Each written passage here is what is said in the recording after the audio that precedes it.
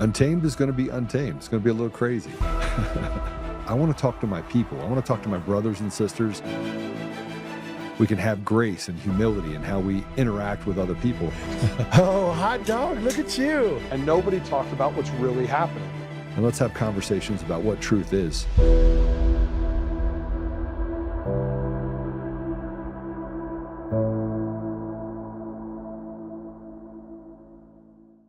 What's up, guys? Tommy Carrigan from Tommy's Podcast, part of Untamed Nation. I am filling in for Joe today on Friday, October 3rd, 2025 at 12:44 p.m. Eastern Time with my buddy Austin. And as always, we're just going to make it up as we go.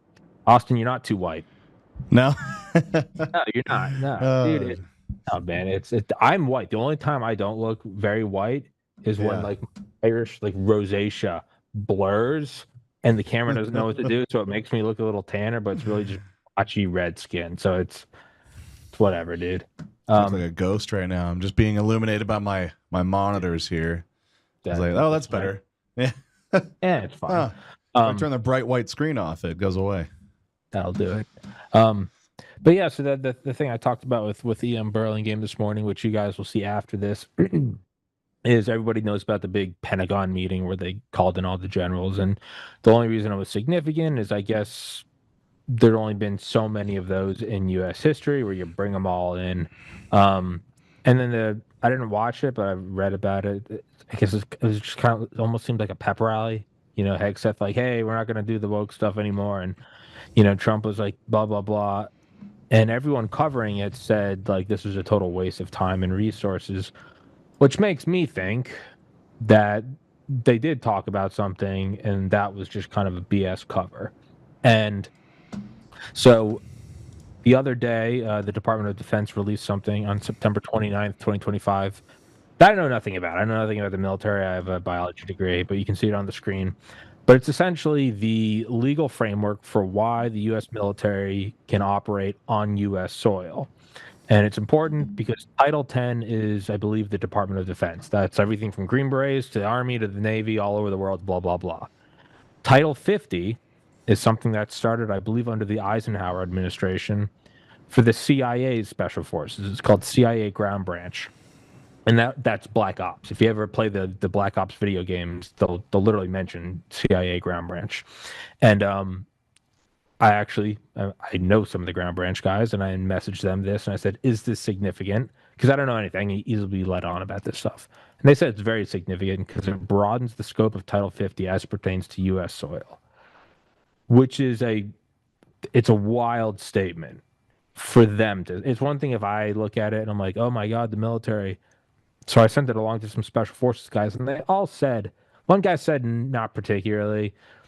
All the other ones said, yes, it is significant. So there's no like neutral ground of like, it's probably not. There's one guy saying, it's whatever. I guess that is a neutral ground.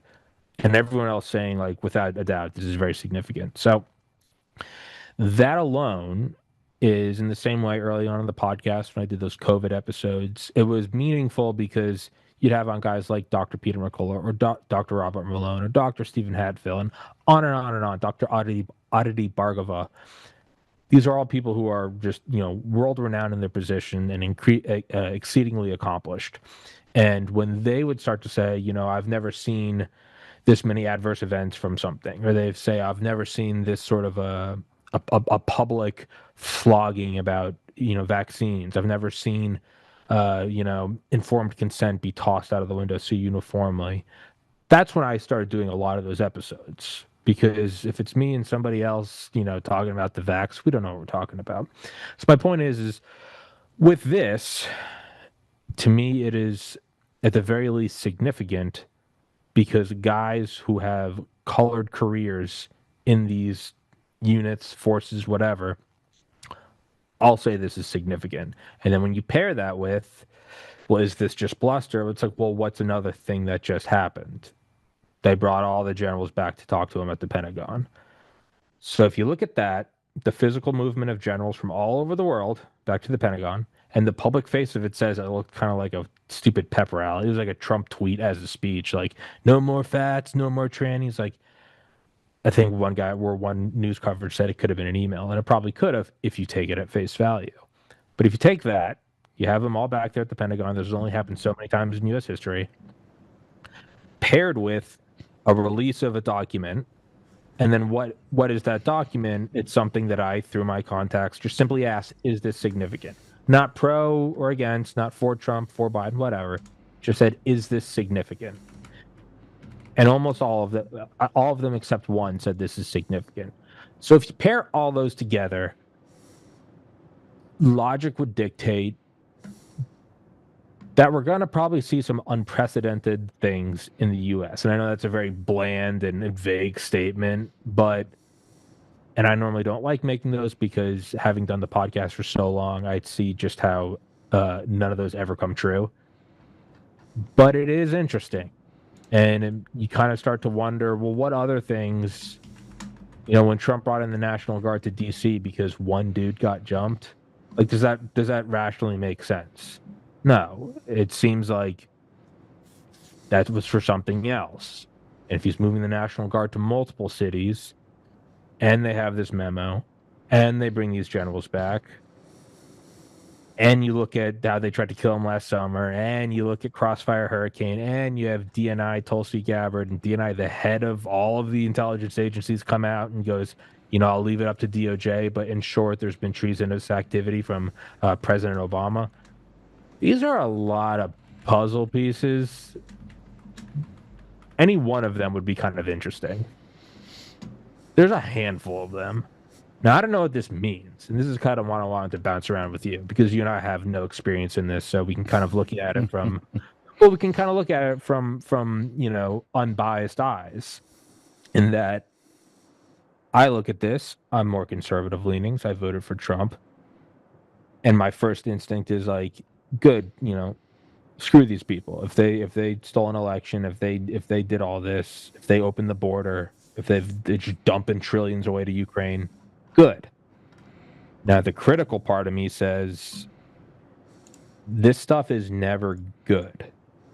It's when state gains power, it never releases it.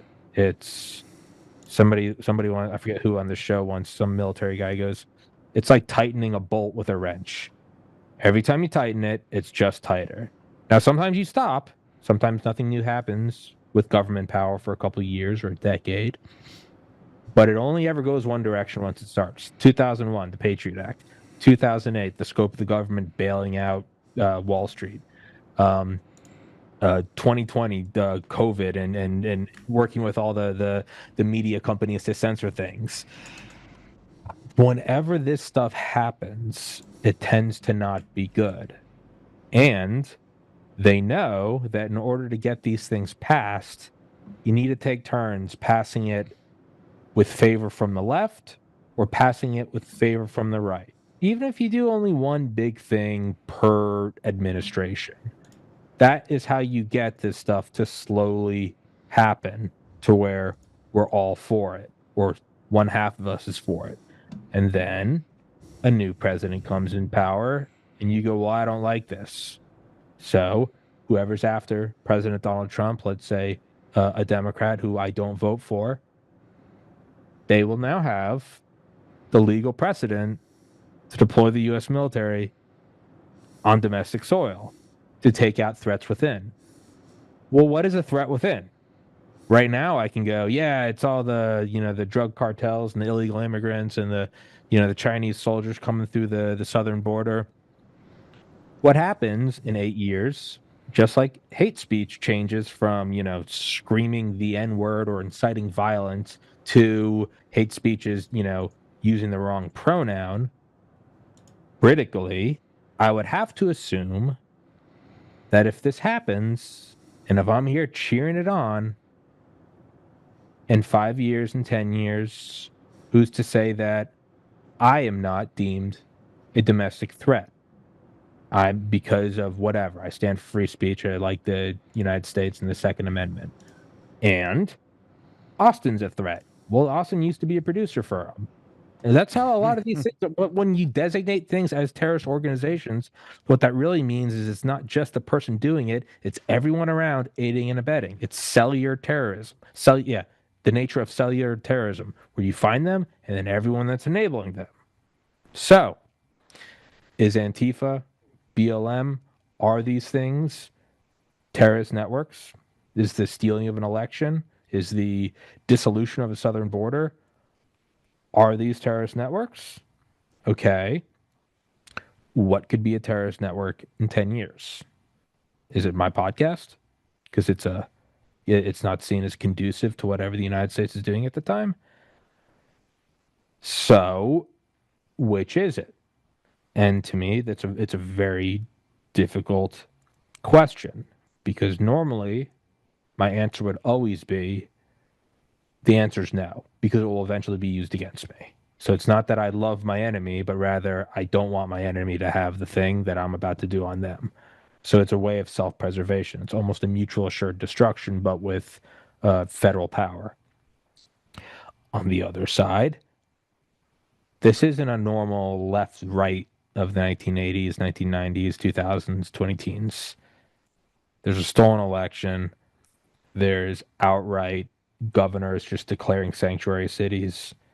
There's releasing a bioweapon. There are, kids having their genitals mutilated.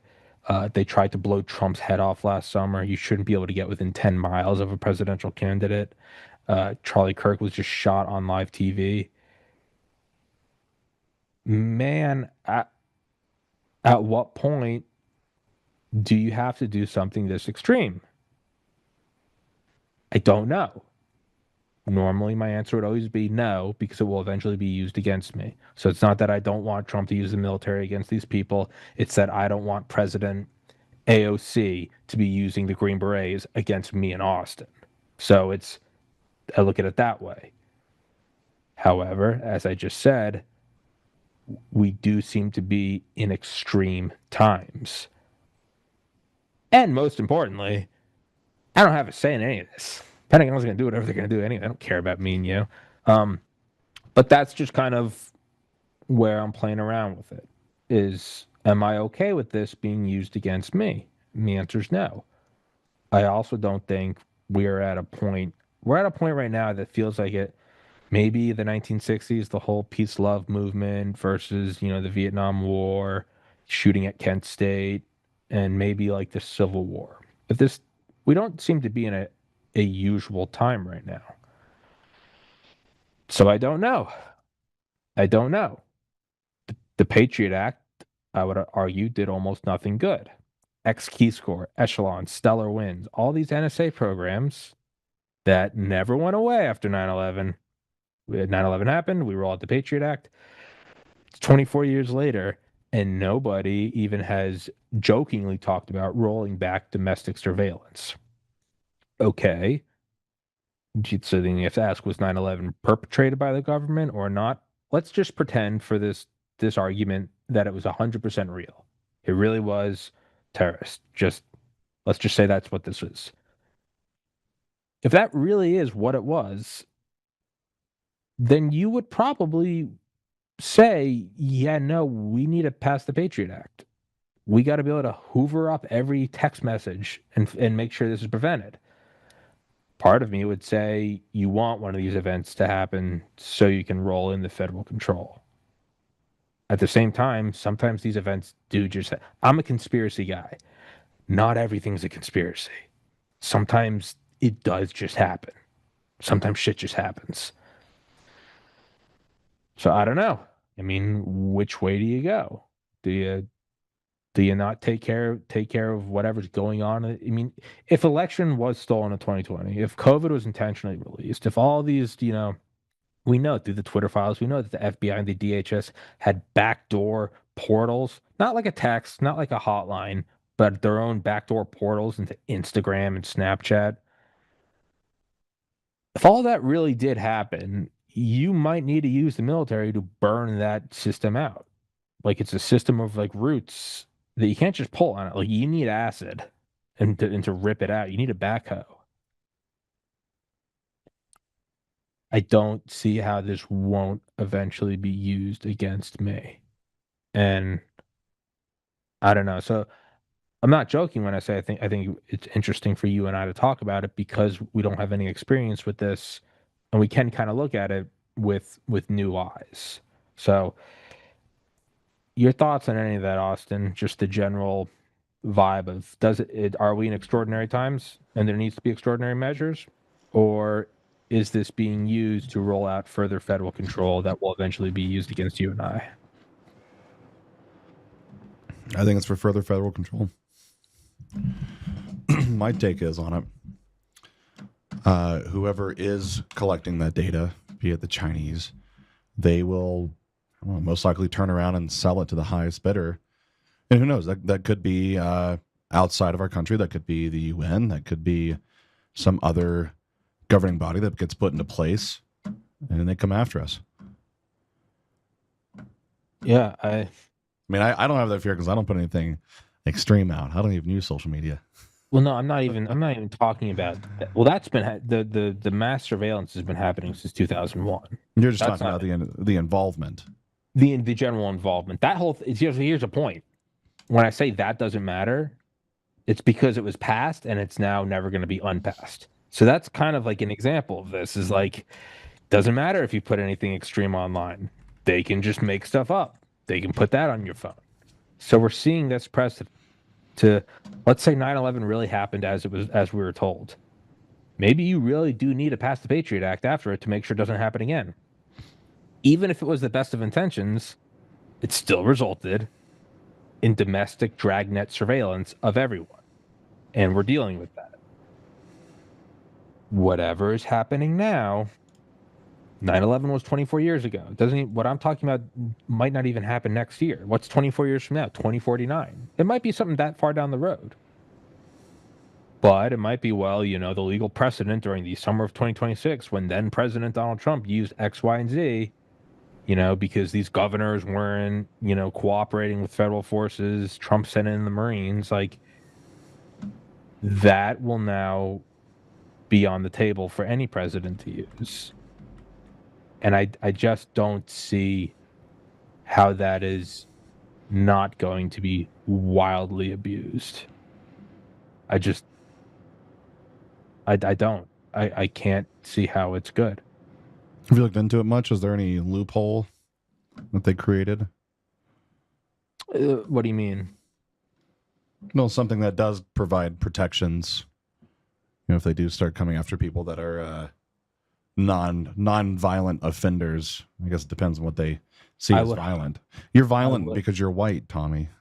Well, that's the other thing is that the definition of violence can change. You don't even need you can just change the definition of violence. I doubt there are any loopholes. Again, I don't know any of this stuff. I doubt there are loopholes. And just in a microcosm, let's not even talk big picture Patriot Act. When you saw the amount of people freak out over Jimmy Kimmel having his show shut down temporarily, I had a lot of people message. Now, I didn't realize the FCC was involved. I legitimately thought it was just the private company telling them to hit the road. And so my immediate response was, I have no sympathy because I was banned by YouTube and iTunes. And when I would complain about it, people would say, that's not the First Amendment, that's a private company. And they're factually correct, by the way. And I said that in 2021, as I was getting kicked off YouTube. I said, they are a private company. But the tables have turned. And people are losing their job after cheering for the death of Charlie Kirk, or cheering or complaining about Jimmy Kimmel. And there's no awareness of, we just did this for 4 years and the precedent was set. The precedent was set that we're going to silence everyone. And even if they are private corporations, what's going to happen is somebody in the federal government is, through a back channel, going to talk to these private corporations and say, we'd really like if you got rid of that person. I mean, maybe we, whatever. Maybe we don't tax you next year, or maybe we help you build a new data center, or that's how all this stuff happens. The precedent was set for 4 years. And how was it set? It was set for something that, if you didn't know any better, you'd say was a good precedent. You'd say it was COVID. And there were people telling people not to get the life-saving vaccine. And people are going, I'm not for censorship, but this is an extreme scenario. It's a bioweapon virus, and a lot of people are dying. And that seemed at the time to actually be like a moral argument. We now look back on it and go, no, it wasn't. It was just used as a tool to bludgeon your political enemies. Okay, well, the new thing being rolled out in the extreme will be, well, we have to do it because there are domestic terror networks. And you look at something like Charlie Kirk and you go, yeah, no, I'm not for censorship and the use of the military, but I feel like this is an extreme situation. Like, the people that roll these things out know that that's the extreme situation is the lubricant that allows this to be facilitated. And I mean, the same people that cheered on the censorship of Alex Jones and Nick Fuentes and whoever are now up in arms. Jimmy Kimmel was removed. This is an attack on our democracy. This is this is pure tyranny with no even hint of like, not one of them came out and goes, you know what we did was wrong during COVID and it's wrong now. Okay, now I get it. It wasn't any of that. There was just, this is never okay. And the people on the right, without any hint of irony of what they went through for the last 4 years, went private company, government told them to, get over it. We had to do it during COVID. This isn't helping either of us. And this is in the last 4 years you can see this thing happen, where one side goes, it's good, it's for the greater good, get it done. And then it's turned back on them. What is coming in the next 5 years? Am I sitting here going, yeah, we can't really cover that topic because I don't want the Green Berets to kick in my door. I don't know. I don't think I have a reasonable answer. Well, no, I guess I'd say what my reasonable answer is I would err on the side of no. Don't do it. I think that's where I'd have to come down. And a lot of people I know who have a lot of experience in special forces community, guys who have spent more time in special forces than I've been alive, they're all saying that we're in unprecedented times, that there is domestic enemies, stolen election. You saw what they did in 2020 with riots. You saw what they wanted to do to Trump. You saw what they did do to Kirk. You saw what they did with censorship.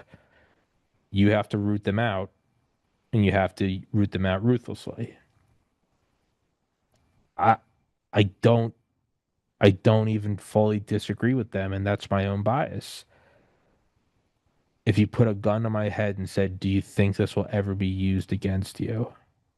I would say it absolutely will be used against me in my lifetime, if not the end of this decade. I would have to err on the side of no, don't do it. And it's not like an easy answer. Because let's say this terrorist network is real.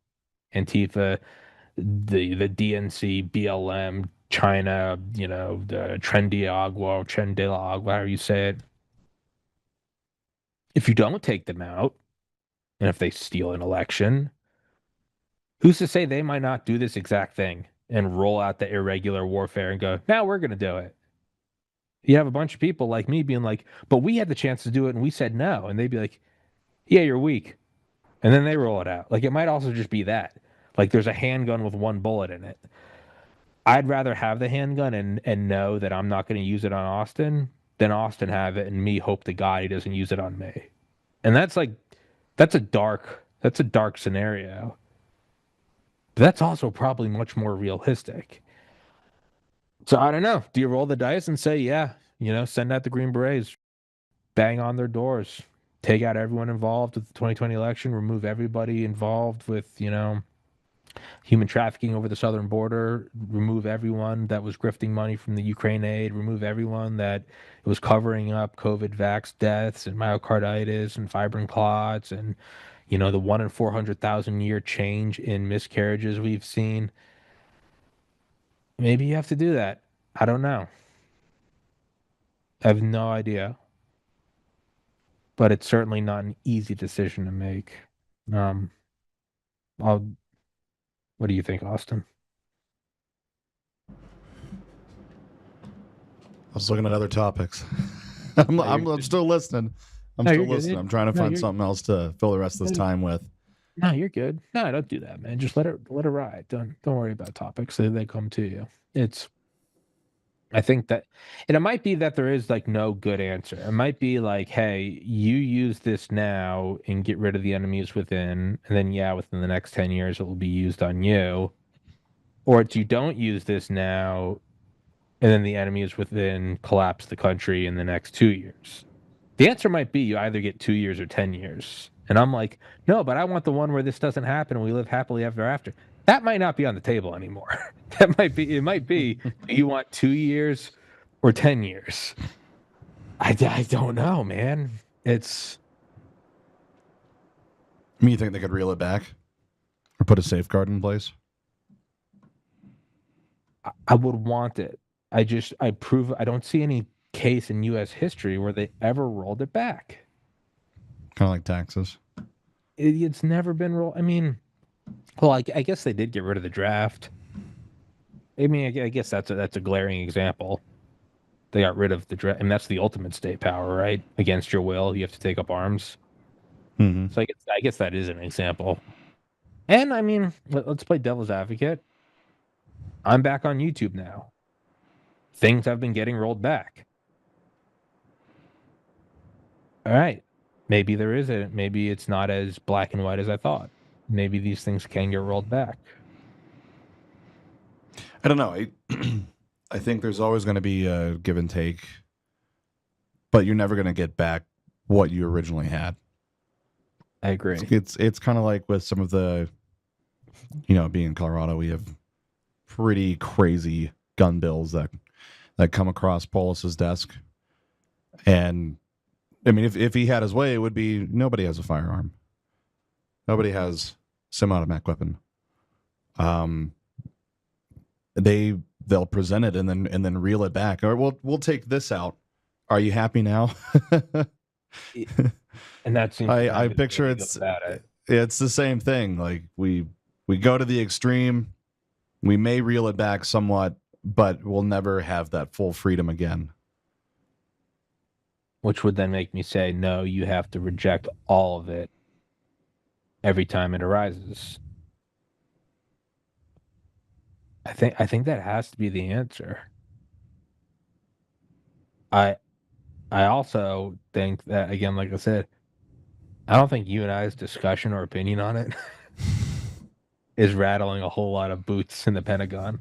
No, I don't know if there's some guys in some nuclear us. bunker somewhere going, hold on, Tommy and Austin are saying no good. Just imagine some 4-star general be like, my God in heaven. Like, oh yeah, these guys are gonna listen. Hey, we're like, hey, NSA. No. Stop it. You stop it. We're not doing this anymore. They're like, my God, we've had a change of heart. I mean, I forget who it was. Maybe it was Patrice O'Neill, the comedian, was like, the fact that we have like all these school shootings and we never really pass any bills to stop it or to curb gun ownership. He's like, it's a dark thing, but in a way, it kind of says to the rest of the world, like, hey, man, we won't even stop our weapon production if it kills our own kids. What do you think we're going to do to you? It is sort of a way of being like, yeah, dude, America's insane. Like, so I don't know. When you see like what we're willing to do abroad for kind of nothing, another part of me is like, why would the U.S. military machine that did Vietnam, that did Iraq, that did Afghanistan, is funding and providing weapons and intelligence to Israel? Israel's just pressing the trigger. We're giving them the weapons, and their whole thing, the AI they use to find all the Hamas members and categorize them, it's called Lavender. Lavender is a subsidiary project from Palantir, which is a U.S. defense contractor. All the weapons we gave to Ukraine, 1 million dead, we don't care. We know they're never going to win. It's like, yeah, try these weapons out. We're getting some R&D from this. When you look at what we're willing to do, why in God's name would we have any hope that death machine that has been rolling since like Kennedy, why do we think they would be nicer to us? Is it because they live here? Maybe. I don't know.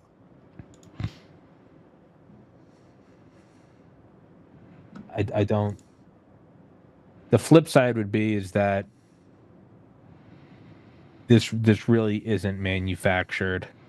We really are in an existential crisis, and you have to remove this. You got to remove the toe, because if you don't, you're gonna have to amputate the leg.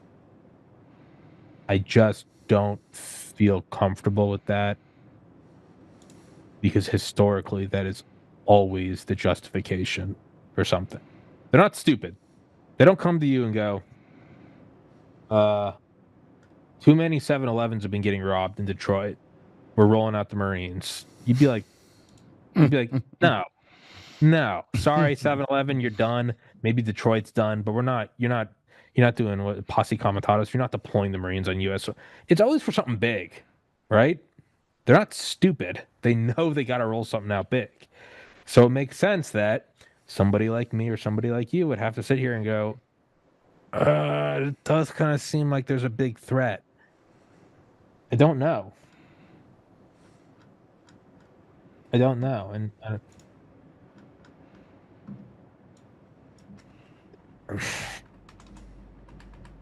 my own bias. I mean, I know I'm biased.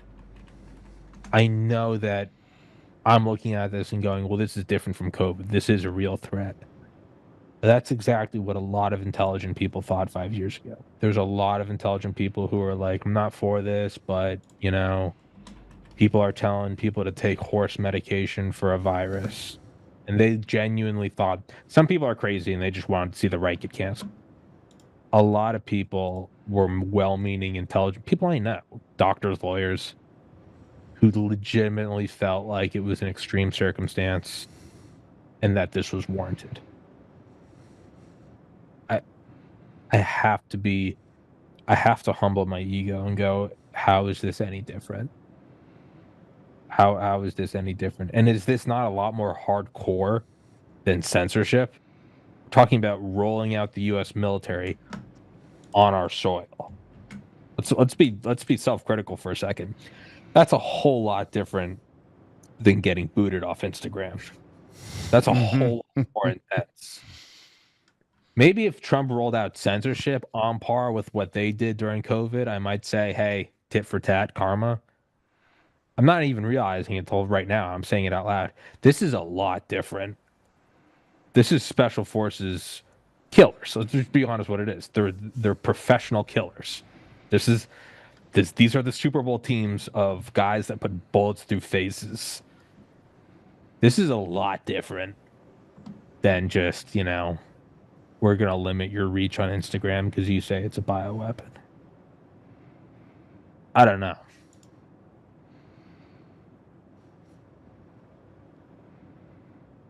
And then I'm looking at actual weapons. You had mentioned, selling munitions and, military weapons to Ukraine. So I was going to see what's buzzing in the news right now. And Lockheed actually not released, but they have a manufacturing facility in Ukraine that's building the new heavy cruise missile, the Flamingo. Have you seen this thing? Lockheed has it in Ukraine? Yeah. Like a production? When was it built? Well, this article I found was 2 weeks ago. Take a look at this thing, though. Yeah, bring it up. This is one of their new cruise missiles. It's the FP5 Flamingo heavy cruise missile. I was looking at one last year. It's literally called I'll find it, dude. That's a big boy. Yeah. I mean, as far as cruise missiles go, that's a cruise missile. But look at this thing fly. Dude, cruise missiles are insane. It's like they just strapped a jet onto it with duct tape. That's what a cruise missile is. It doesn't have to be ballistic. They can fly like fighter jets. They'll arc through valleys and stuff for hundreds of miles. Yeah, I mean, no, that makes sense to me that they're doing that. Of course they would in Ukraine. But it's that's when you start to see it, though. So okay, let's walk this back 3.5 years to February 2022. And you have a lot of people going, you have people in Slavic Ukraine who were doing this, that, and the other thing, and you had people who I think rightfully so said, what war, other than World War II, what war have we been in where we all didn't eventually say, "Oh, it was bullshit"? Right? Maybe Korea. That was right after World War II, and that was before. I don't think Eisenhower wasn't even president yet. But kind of Vietnam forward, it was like we always look at it in hindsight. We go, "What was that all for? Why did we lost so many U.S. men and women? We killed so many civilians. We spent so much money. What was it all for?" And in hindsight, you can only see, well, a bunch of defense contractors made trillions of dollars. And then physically on the ground, the United States, and it's never overtly, it's never the U.S. government. We're not that stupid. But a bunch of corporations get a bunch of deals to go into these war ravaged areas where there just happens to be a lot of heroin or gold or oil or rare earth minerals. And you go, oh. And when the invasion of Ukraine happened, you had all these people, Slava Ukraini, give them everything they need. Biden, give them nukes.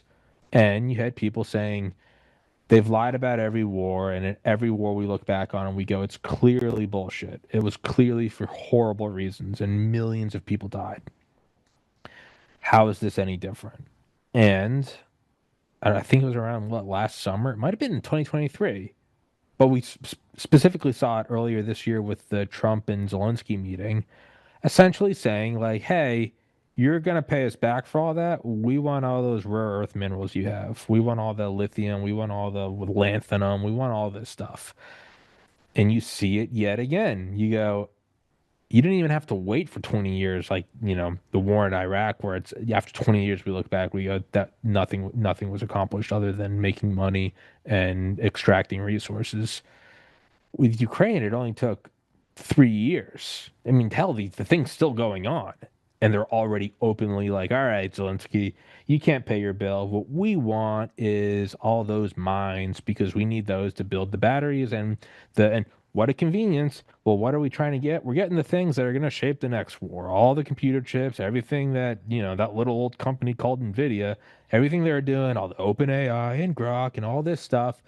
Oh, we need the physical backbone, the substrate is all the stuff that you happen to live on. What a convenient irony that we take this little country who has no chance against Russia, give it all the weapons in the world, tell them to go for it, do a full-on domestic and international media blitz about how you got to stand with them, and then it comes out that that we made money. Well, we're always going to make money off war. That's not really a smoking gun. Private companies make weapons. It is what it is. Oh, they're on top of a bunch of rare earth minerals. Well, what kind of minerals? Oil? No, that's yesteryear. What are they on top of? Everything needed to build the computers and batteries that are going to fund the next AI dominance. Uh, well, that's pretty convenient. So you can see it right there. There's always a reason, and they wrap it up well. You gotta give them credit. They're good at what they do. Slava Ukraini, we're gonna fight the Ghost of Kiev, Snake Island, blah blah. Zelensky's on the front line. I don't need a ride. I need ammunition. It turns out none of that's true. And then the mask comes off, and you go, "Yeah, we're gonna need all those minerals." And you see it right there for what it is. You see the raw, naked face of the military-industrial complex and private corporations that are all United States or at least our allies, stripping the world of its natural resources. Every time, be it COVID censorship or the Patriot Act or Vietnam or the war on terror or Ukraine, and like, what are we doing in Israel? It's like, Israel's bad. It's like, dude, where do they getting all the weapons? Israel gets $40 billion a year in weapons aid or U.S. aid from the U.S. government. They're the only country that we give aid to that doesn't have to pay it back and they don't even have to exclusively buy U.S. weapons. When we give like weapons aid to another country, the law is that you have to buy it from us. So it's not really a loan. We're forcing you to buy from us. All this stuff is going to Israel, and then we go, oh, free Palestine. It's like, dude, we're doing that. Like, it is us. It's us. Every action we take abroad is so like unequivocally evil that how in God's name is this domestic thing gonna not turn out evil? yeah, I guess I gotta make up my mind. No, don't roll out the military domestically. It just the argument's seductive. They stole the 2020 election. No southern border. It's all the trannies dancing in front of kids. They tried to kill Trump. But every example I'm listing off right now is clearly pointing out that it's never what they say it is. And it's always the exact opposite, to where a couple of people benefit and literally millions of people die. I don't think I can be honest with myself and say this is any different. I think I'd be lying through my teeth if I said this one's different. Yeah, I think it has to be no. And again, not that my opinion matters or yours, Austin, but I think it matters. I think you're onto something with the rare earth minerals. I mean, it's just perfect. What better way to clear a path for a commercial mining operation to come in than a war-torn nation? I mean, you bomb buildings, you clear fields. It's like, I mean, you got to do something with it. It's environmental cleanup at that point. It can be put under the guise of environmental cleanup. I mean, and it's like, well, why don't we do this 20 years ago? Well, the AI wasn't really where it is. Not really. It wasn't at all. You kind of had some batteries. Isn't this convenient that, when is this happening? 2025. What are some other big things? Oh, I don't know. Grok. I don't know. ChatGPT. OpenAI. And what's like the $3 trillion? Nvidia, that one. Oh, hey, random question. Where do we find this stuff that's built on? Well, this is awkward. So it's in Ukraine. Oh, I'm looking at it right now, actually. Oh, not only do we get that, but by us getting it, that means that China and Russia don't get it. Oh, well, that's convenient. Sorry, what were you saying? I'm doing a little bit of searching here on what regions these minerals are found in. Or these materials, these rare earth minerals are found in. I'm curious if there's an active war in those regions. I'm going to butcher this. Apparently in the Poltatsky and Zaporizhzhia region, it was identified during the Soviet era surveys in the 1960s, 1980s. There is no modern commercial assessment of their viability. Currently, no commercial mining operation there. But do you want to know what deposits they're finding? Imagine what? Lithium? Erbium. Say it again? Erbium and yttrium. Yeah. So let me see. What do you think erbium, and I might be saying that wrong, yttrium or yttrium? No. Do you know what those are used in manufacturing? No, I recognize the name yttrium. Yeah, yttrium. Let's see. I'll do a search. I don't know if they're in the, and I'm gonna butcher my chemistry now. If they're in the, what is it, the whatever the rare earth minerals, there's columns and rows. I forget which one's which, but there's different groups, and I would imagine that those are rare earth ones used in electronics and batteries. Applications in nuclear power and lasers. Well, that as well. So Ukraine possesses several rare earth minerals, including lanthanum, cerium, neodymium. I mean, that's all basic stuff. Yeah. But so my point is, in terms of what you said, there was no commercial assessment. So there's a great book called what is it? Private Empire by Steve Coll, Coll, and it's about ExxonMobil. And it's a pretty good book. It's fascinating. But there's one part of it that I thought was really interesting, and it was so these guys said whoever the top guys at Exxon were, basically their private, I don't know, mapping of like global oil, shale, natural gas, pretty like, where is this stuff?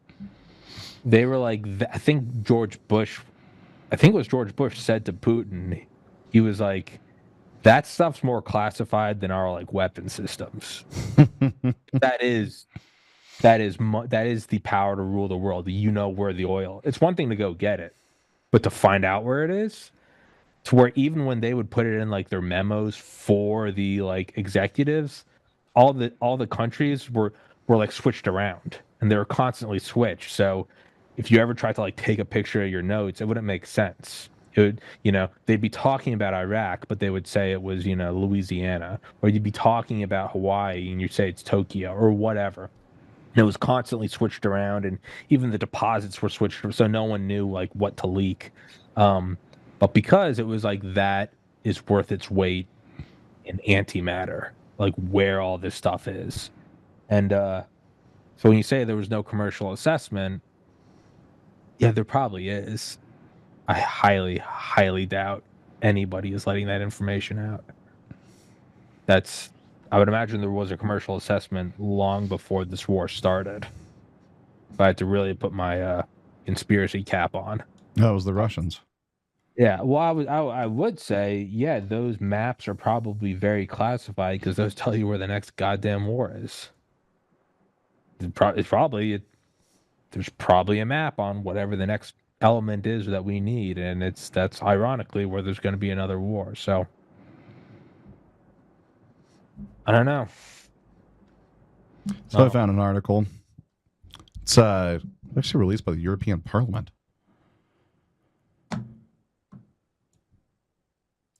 Interview on February 10, 2025. U.S. President Donald Trump stated that the U.S. should receive $500 billion worth of rare earths from Ukraine as compensation for continuous military support to the country in resisting Russia's war of aggression. So, exactly what you had stated. Ukraine is known for possessing 25 of the 34 raw materials identified as critical by the EU. Yeah. And I even have a map. Not that it means anything, but it does.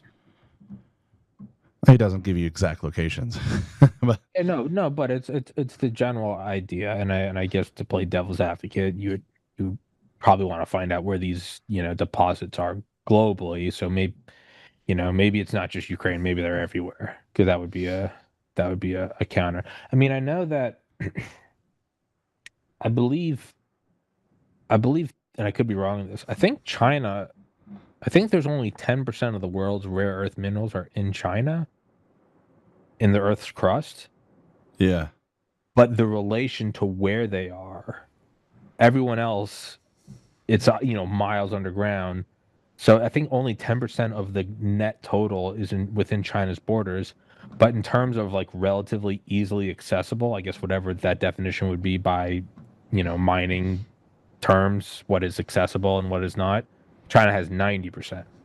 So it also depends on where it is relative to the surface, or how much energy you got to put into, remove this stuff. And it might be that like, yeah, everybody's got rare earth minerals, but Ukraine's is right at the surface. I don't know. And then lastly, kind of zoom out, is at a certain point you do have to look at it. You have to be very honest and be like, okay, so this entire hour, basically we've just been painting all the bad stuff we've done, right? And I guess there is a moment of where you have to be very honest with yourself. And I don't even know if I'm capable of being that honest. Do you legitimately think if we didn't do this, that this wouldn't happen? Or do you think if we don't do it, someone else does? And that is the very cold, life in the jungle, apex predator, zero-sum Darwinian selection, where it's like, hey, if you don't do this, China would be doing this. Yeah, that's what I was going to say. There's going to be somebody else that's going to take advantage of it, but it's going to be in a a less ethical way. Even if they did exactly what we were doing, you can either be in the empire and talk about what you're doing is bad, or you can be the unfortunate country where the empire's activities are happening. And that is, man, that's a tough pill to swallow. Because you look at all this, and these things are objectively bad. Million men dead, Ukraine and Russia. 100,000 dead in Gaza. Was it 1.5 or 2 million dead civilians in Iraq and Afghanistan? 5 million dead in Vietnam. I think north of 5 million in Korea. Those are bad things. Those are just that is not, you can't have, that is bad. It is the jungle. I know we shave and we have glasses and, sneakers and iPhones, but we are animals. Mm-hmm. We are animals, and it's survival. If we don't do this, we go, okay, no more of these wars, no more of these America's resources, thank God. You know what, you were right. It probably will be less ethical. The United States, for all of its flaws, most people, when it gets bad, they're still happy for America world police. You really want China world police? You want Russia world police? And that's a hard thing, man, because so normally when it gets to this point where you pose these questions, a lot of people do what I'm doing, and they go, I don't know if I can answer that, man. And we have the convenience of you and I don't have to answer this today. We can go, yeah, we can say that was a good conversation, and maybe you'll talk about it later. You go, yeah, that really got me thinking. But ultimately, we can end this Zoom call, and we can go about our lives. And I got 5 shows next week, and I'll be meeting with you guys in the morning, and doing shows with Joe and all that good stuff. Somewhere, the question has to be answered, and it can even go higher up. A local politician could hear this and they'd be like, well, I'll vote yes on the next bill because I think America is a good force, but it's not right what we're doing abroad. Somewhere, the decision goes all the way up, and as Harry Truman said, the buck stops here. Someone makes the decision. Are we doing this or are we not? Are we going to go do this thing? Are we going to go fund Ukraine? And are we going to go take these resources? Because all of our war games and Pentagon scenarios say the next 20 years is the era of AI. And if we don't take these resources and build massive, trillion-watt super clusters here, China and Russia will. And China openly has, death camps for Uyghurs. And what we're doing isn't right. But if they do it, it's going to be 10 times worse. Someone somewhere doesn't have the privilege or the luxury to go, yeah, I don't know, man, that's above my pay grade. Like, you and I can do that. We can say it's above my pay grade. Someone somewhere has to make the decision. Are we not going to do it? And are we going to get bent over by another country? Or are we going to do it? We can try to do it in whatever the most ethical way an empire can be ethical on. Or are we going to just say, no, you know what, kumbaya, let's not do this. You really think any of these other countries are going to be, and let's say that they're not worse. Let's say that Russia and China, just for the sake of the argument, let's say we've been propagandized and they're really not as bad as we think, which is horseshit, but let's just say it's true. Even if they were as ethical as the U.S. empire, I still wouldn't want to be on the receiving end of it. It's that simple. So as I said earlier, there's a revolver on the table between Austin and I, and it's got one bullet in it. I would rather hold it and know that I'm not going to kill Austin, and I'm a Christian, and I believe in thou shalt not murder, thou shalt not kill, and I'll have it. And Austin's probably going to be scared because I'm holding a revolver, and I'm not going to use it because I know I shouldn't. But I'm glad that I have it, because by having it, by definition, Austin doesn't have it. The flip side is that Austin picks it up. And now I'm based on hope. I hope Austin's Christian. I hope he believes in a higher power. I hope he's not a psychopath. I hope he doesn't personally hate me. I don't know. Now, the happy answer would be, there is no gun, or you take it and you shoot it in the air. Okay, but let's pretend that that's just not possible. There's just a gun with a bullet. I would rather hold it and know that I won't use it against you unless it's legitimately life or death. But I'd rather have it and know that I won't use it than you have it and me be in the very low power position of hoping you don't use it. I think that's where I think you have to make that decision. And I'd rather have the U.S. hold the gun. I can hope that we do the right thing. I can hope in my own life. I can, okay, I benefit from the empire. I live in suburbia America. I can go, okay, well, I'm not going to abuse it. I'm going to make sure I, donate to the local homeless shelter and that I go volunteer at the church or something and, do something good with it. And you can, but I think you have to address that there is the gun with the bullet and someone's going to pick it up. And human history says that the guy with the gun dictates. And yes, I'm biased because I live here. And maybe I'm propagandized, but I legitimately believe that we are, if not we are one of the least evil empires in human history.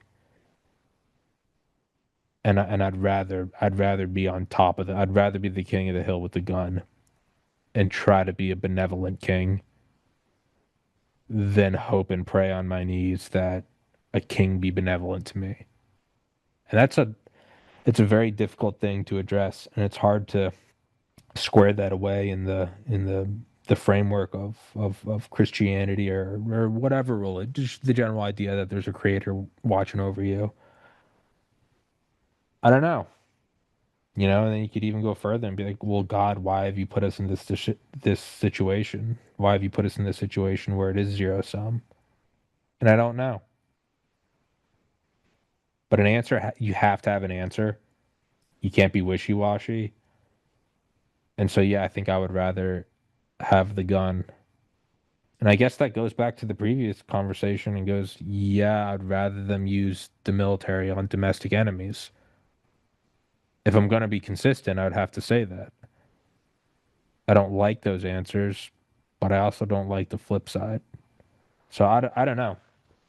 I don't know.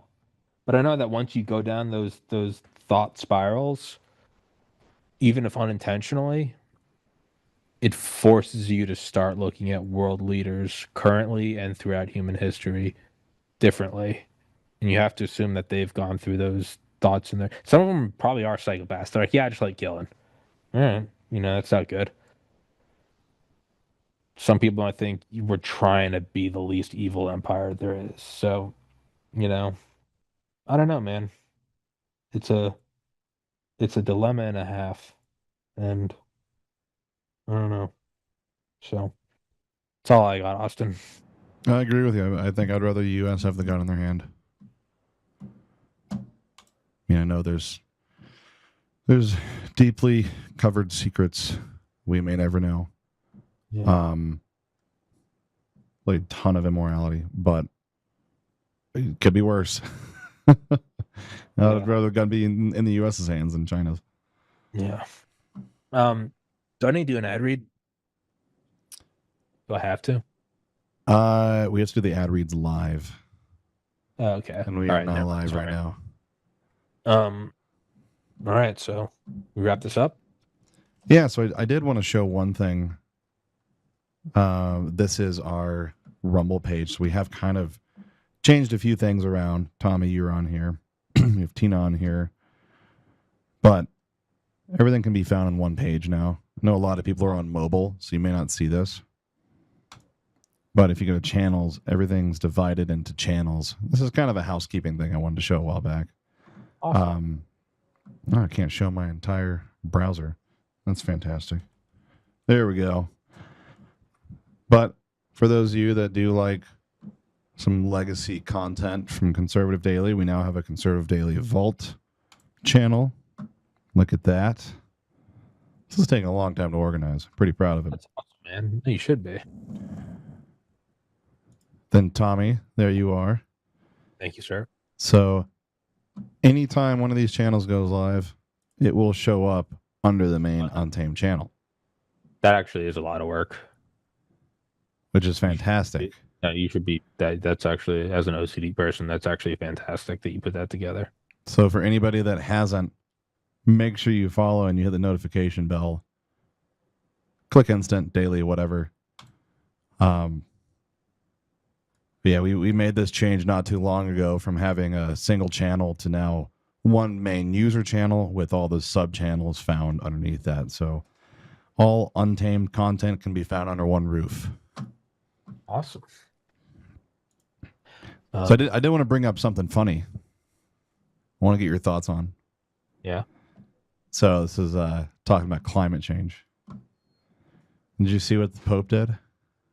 Oh yeah, no. Yeah, I saw that. And I was just digging through Twitter and I found him blessing an ice cube. Yeah. Yeah, no, I'd rather we have the gun. You know? Do you want to see the Pope blessing an ice cube? I saw it. Did you see this one? That's awesome. That's perfect. Oh man, that is the craziest thing to me. Yeah. See, that's what I mean, though. That level of irrationality, I'd rather it be relegated to a dude with ice than a dude with 13 aircraft carriers. You know what I mean? Yeah. I think, honestly, I know you're bringing it up because it's funny. I think that actually beautifully illustrates my opinion. I'd rather him have that and go, yeah, that's cool. You enjoy that piece of ice. You should not have nuclear submarines. No. Well, dude, I appreciate you sitting there and bouncing off me. It does help a lot. So I do appreciate it. Absolutely. Hopefully I bounced enough. No, you do. You do well, man. Too on top of it this morning. No, you for somebody that doesn't do podcasts, you do extremely well. I mean that sincerely. Like some people just sit there and just choke up and it's like it's a conversation. It's a conversation. I just push buttons, man. Let's say that. You're more than that. You're more than a button pusher. All right, for those who have stuck around this long, thank you guys. Yeah. I also did want to mention tomorrow at 12 o'clock Mountain, we will be airing DCF Podcast. So for those of you who have been following, we've changed it up a bit. There's going to be more changes coming along. Great things coming down the pike for this show. I mean, DCF Untamed. Make sure, you'll find it on our main user channel. Make sure to go follow, hit that notification bell. As you can see, we are posting weekly. It's being posted Saturdays at 12 o'clock Mountain. We do break these down into segments. So if you want little training segments, you want to know what's better, 5.56, 300 black. You want to know some of the science behind suppressors, correct back pressure, setting. Maybe we don't go too much detail into setting things up because certain social media platforms don't like that. But yeah, make sure to go follow. You'll see an episode this weekend. I'm trying to remember what episode we have coming out this weekend. But it is with Tanner and David. Maybe. Just make sure to follow. We got some cool things coming. Maybe some firearms manufacturers, representatives joining. We will have some of the store managers hopping on and more out in the field, out in the range content for you guys to see. So make sure to follow. We've got a pretty good following on that, actually. I mean, we're averaging 3,000 an episode, so that's very good. That's exciting. I mean, it's very good. And yeah, I guess if you guys are watching, the next hour will be an interview I did this morning with Mr. Burlingame specifically. So if you didn't like the first hour of Austin and I with no experience, and the next hour is with a guy with a ton of experience in precisely this. So, you get our banter followed by the actual, you get the bro science followed by the actual doctor. So, pick whichever. This is just WebMD. This is you and me. Like, I heard if you eat whey protein before you shower, you'll build more muscle. Following this is the actual physiologist who's like sitting you down and talking about muscle fibers and actin and tyrosine and Austin and I are bros. If you wear a tank top, you're much more likely to increase your bench. Like, that's what this is. And though fun, it's not anchored in reality. So, but oh man, well, thanks for joining. I appreciate it. I appreciate hanging out about an hour or so. Yeah. All right, brother. Well, hey, Austin, appreciate your time, man. In typical Untamed conservative daily fashion, is someone going to pray out? Yeah, sure. No, it's well, I told Joe what I do at the every morning when I wake up is first thing I do is if I got a full night's sleep, I always say thank you for the full night's sleep, and then I don't always get the full night's sleep. So then God doesn't get that one. If I get like 5 hours and I'm like wired, I don't give him that one. But I have a backup. I say thank you for a warm bed. I do because I think it's to be grateful for that. And then the other one is the last two are actually a derivative from. I said it last time. I didn't say where it's from. It's from my uncle, who I'm actually named after, and my godfather, who was in medical school when he got into a horrible car accident, and he's been in a wheelchair since then, almost 45 years. Had most of his skull crushed, and he's the first ever to survive a hemicraniectomy, meaning like half of his brain was removed, and he still went back and finished med school. So he's actually pretty funny. He's like, you don't even need a full brain. It's insane. No, at Duke Med School, by the way. So he went back. Impressive. Literally had to like learn to walk again, and he's the first ever to survive a hemicraniectomy, which is actually now standard operating procedure for soldiers who get blown up by an IED or something. So he actually but he made a joke. Yeah, you don't even need to be that smart because he finished with half a brain. But he would always tell me, he's like, over the years, sometimes I'd question like, why am I still alive? Like, how come God just hasn't killed me? And he always said, I have a brain that works and a heart that pumps blood, meaning that God still wants me here. He's giving me the ability to still work and to still do things, meaning that he should use that to make the world a better place. And he did a lot of work with like the Red Cross and volunteer stuff, and it's awesome. So my first is thank you, God, for a good night's sleep. If I don't get the full good night's sleep, I say thank you, God, for a warm bed. And the next two are I don't have anything else to be grateful for, even though I should. I say thank you for a brain that works and a heart that pumps blood so that I can try to make the world a better place. And I feel like that's the most honest prayer I can give. So I would say that. So amen. Amen, brother. Thank you. I'm not born in communist China. Yeah. No, seriously. It's another great one. Ice. Seriously. Up until like 100 years ago, you had to be rich as fuck to have ice. It's there. So, you can have fun with it. You can start to look around and go, it's pretty cool. Oh, glasses. That sense, the most important sense, seeing things. You know how yours doesn't work? Put on the magic glass, and now you can see. Hey, man, that's pretty awesome. So like, I would recommend that. Legitimately try to be grateful for something. You can have fun with it. You can say, thank God I'm not in communist China. You ever had a clogged toilet?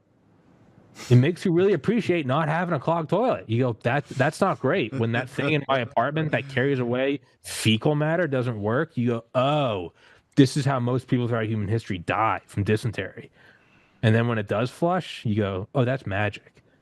Be thankful for a toilet. So, yeah, I don't know. Be thankful for toilets. That's the summary, guys. Be thankful for a toilet. So that's your prayer. God, thank you for the toilets. It's not an insincere prayer. I think the biggest killer throughout human history is malaria. I think the second is dysentery. Just putting it out there. Okay, this is off the rails now. So, all right, let's wrap this up. All right, man. Appreciate you, brother. Take it easy, man. Guys, stay tuned. Joe will be back next week, but stay tuned for the next hour with Mr. Ian Burlingame. Thank you so much for watching, and Austin, appreciate your time, brother. All right.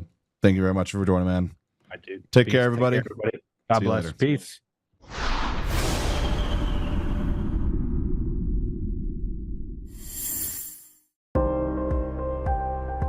Hey, this is just in from Fidelity.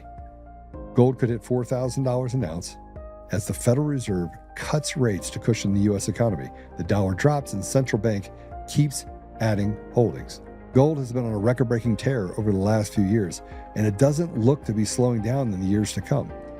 Are your savings protected with precious metals like gold and silver? Are you waiting for gold and silver to shoot even higher in price? I want you to call my gold partner, Goldco, today and learn more about what precious metals can do for you. That's 844-960-GOLD or visit untamedgold.com. You'll get a free 2025 gold and silver kit, and you'll get info on the #1 precious metal offer in the game, where you can get up to 10% back in bonus silver just for getting started. But supplies are limited, so don't put it off. Call my gold partner, Goldco, at 844-960-GOLD or visit untamedgold.com. That's 844-960-4653 or visit untamedgold.com.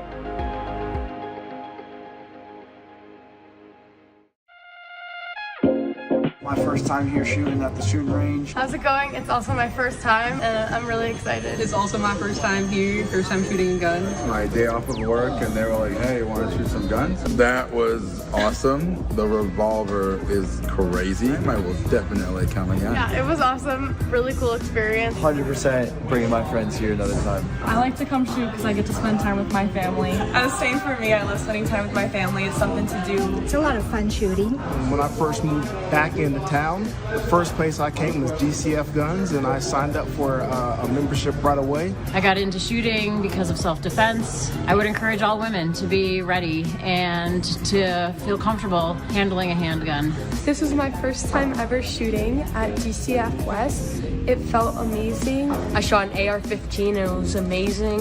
It was powerful and I loved it. I'm here today as a part of a group of women that support one another in continuing to practice and refine our knowledge. Not only self-protection of ourselves, but protection of our loved ones as well. I have fun and I get to meet with other ladies. You should always be prepared to defend yourself. And I love coming to DCF Guns West to shoot. I come with my family. It's a nice, clean, friendly range. Here I feel safe. I feel like the people to my left and my right are also really cognizant of their range etiquette. That's why I come to DCF Guns West. Come join the DCF family today, where we keep the range hot and the deals hotter. Hi everyone, Joe Oltmann here. This October 4th, join us for Freedom Fest 2025, a day dedicated to celebrating our nation's core values: faith, family, and freedom. From 12 p.m. to 8 p.m., experience a lineup of dynamic speakers, including myself, Pastor Ken Peters, and my brother and friend, Professor David Clements. We will delve into things like election integrity, legislative action, and mental health awareness. But that's not all. We want you to enjoy live performances by artists such as 5 Times August, Walker Wilson, and my friend Mark McKay. They're going to bring music that resonates with the heart of America. Whether you're passionate about preserving liberty, seeking community, or eager to be a part of meaningful change, Freedom Fest 2025 is the event you can't afford to miss. You can get tickets at tcgc1776.org. That's Tennessee Constitutional Grassroots Coalition. That's tcgc1776.org. I look forward to seeing you there.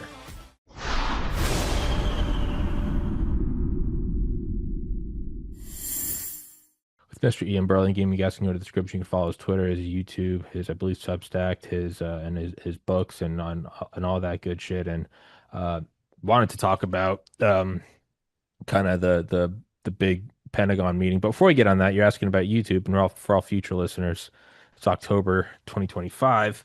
I was banned in August 2021 at episode 545, and I got unbanned at episode almost exactly 1845. So almost exactly 1,300 episodes. Now, even with standard definition, it still takes, I don't know, 5 minutes to upload each one. And then there's 1,300 to do. And there's a point to what I'm saying. And the thumbnails, YouTube, I guess, have changed it to where thumbnails can be no bigger than 2 MB. All my thumbnails are like 8 because they're high res. So got to go through and resize all of them. The point is I'm doing all this, and there are people on YouTube who I get it. I get it like philosophically, where they're like, oh, I thought this was a new whatever bald one show. It's not though. Tommy, you should. I get it. Totally get it. When I go and find episodes of podcasts, sometimes I'm like, wait, when was this? That being said, there's so many episodes to do. And this is why I don't have that much, care. I open every show with a verbal reading of the year, month, day, hour, minute, time zone, and on the bottom right-hand side of the screen on Zoom is year, month, day, hour, minute, second. So, not that you asked about any of this, but just venting. People are like, "This is so." Add the date and time. I'm like, dude, just shut the up. Just shut the up. That's kind of my qualm. Is like, I'm back on YouTube. I'm psyched to upload it, and you just have people bitching about it. But I suppose that's also on me for letting it get to me. Maybe I just shouldn't look at it. So, to answer your question, how's YouTube going? It's going good. Awesome. The entire time I was on YouTube, I think it got 30,000 watch hours. In the last week, it's almost doubled that. So awesome. Yeah, it's yeah, and people are saying they're getting it and they're recommended, which never used to happen. So awesome. Answer your question, on the up and up. Not holding my breath though. It is YouTube. So I'm going to shut the up because that has truly nothing to do with what we're talking about. But the big meeting. Well, it is though. Yeah. The world's changing. Right? Sure. Yeah. But what was the thing you actually wanted to talk about other than telling people to shut the up? Well, which I do like this early in the morning, by the way. It's the right attitude. Sometimes, yeah. So I try not to even get, because some of them I'm just like, maybe this is a first time listener. That's not the best first impression. So I just won't reply. I can't help myself when somebody comes in and they're just dictating. They're like, this young man needs to sit up straight. He's swearing way too much. The episodes, they're not clean and cropped. And they're like, and I'm not sure I'm going to watch this. And I'm like, it's free media. You Paris. Those people gotta go. But the Pentagon meeting, all the generals and whatever go in there, and it's heck, Seth gave him I tend to think that's not what the purpose was. That it could literally be an email. But yesterday, and I sent it to you, and I sent it to a couple other. I sent it to Dale, I sent it to Clay, and I specifically sent it to Joe Tedai and Dale Comstock because they were both in Ground Branch, and about basically the use of irregular warfare or cleared for it domestically, and something about it's not international, it's against the cartels and a bunch of legal precedents I don't understand. But I thought it was interesting is, you said it was significant. Clay said kind of like 50-50. And Tedai did, and Tedai, for his sake, he said that, by the way, that's just my opinion, that's my take, not fact, obviously. But what he said is he gives the DoD a broader charter and mandate to work under Title 50. And that is important because that's what CIA Ground Branch is, and that's what Joe Tedai was in, and that's what Dale was in, and which is it's a whole different ball game than say DevGru or Delta or Tier 1, Tier 2 or whatever. Primarily about it being tertia optio. It's we're not doing this, wink. That to me is significant. But I've now ear raped you for the first 5 minutes, so I'm going to just go full. Like I ate an edible and you go nonverbal. You just stare. So I'm just going to go nonverbal now and hand it over to you. Well, Title 10 guys, which is U.S. Army, non-National Guard. Forgive me, I still have this infection in my left cranial nerve. So half my face is slipping. You're good. It's good to know that it wasn't a stroke though, right? It's like, woo, it's just an infection. I was being like an overbearing mom last week. I was like, are you awake? Are you alive? Are you? I just turned into a fat Jewish nurse. I was like, are you okay? You're still that doctor down underneath. Yeah, we're good. Yeah. So, just for quick clarification, Title 32 is National Guard. Title 10 is active military, and Title 50 is CIA, intelligence. Those all have different authorities. Some can work on U.S. ground, some can't. Posse comitatus. Anyways, I won't go into all the boring stuff. People can look it up. But given different con plans, given different authorities, they all work on U.S. soil in one form or fashion or another. Yeah. Right.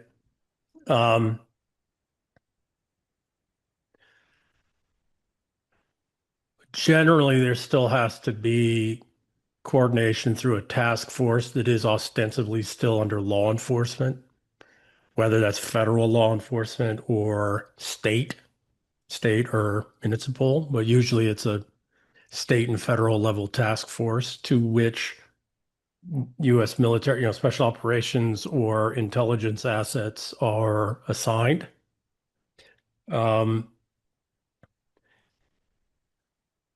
For the most part, this has been around the cartels because of the the transnational nature of the cartels. But, I've been calling this out for as long as you and I have known each other, right? The Praetorian problems. Who are the Praetorians? The Praetorians are the bankers and the people behind the cartels. The cartels are just the cartels are the off the books CIA. Yeah.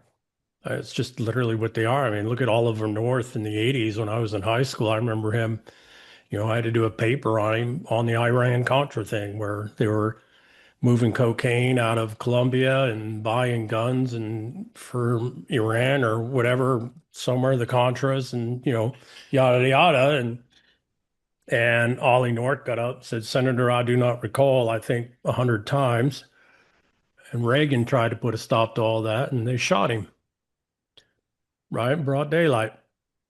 So, I think you and I have talked this before, but I suspect that the Kennedy assassination set something in motion and we're now getting to it. And what is that? That's the undoing of the CIA. It's the undoing of the intelligence, this Praetorian regime, this mob state government. To interrupt, it's I think we all tend to accept, we go, yeah, something was set in motion. It was the takeover of the Republic.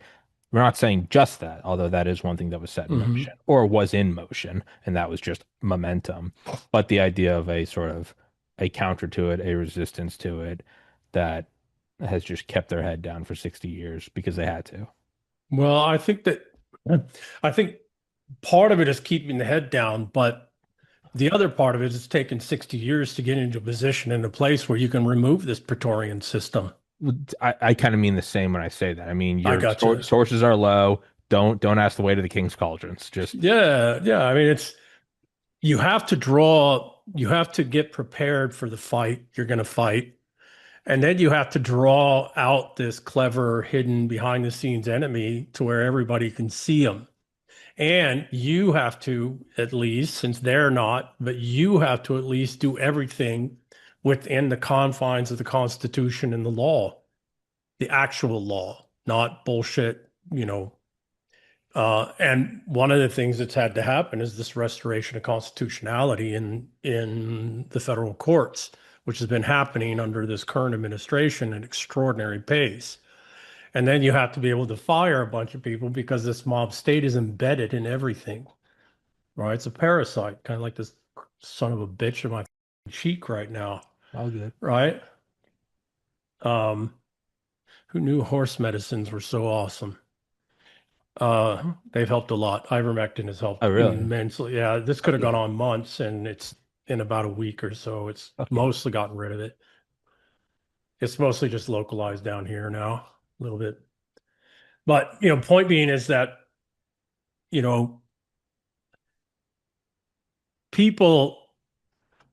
people look at and keep hearing, most of the people who are running their mouth talking about things, some of them fairly knowledgeable, so I don't mean to, belittle them, but most people are talking about the great game, right? It's the managerial classes, and it's immense, and it's vast, and it's all these different layers. But above that is the sport of kings.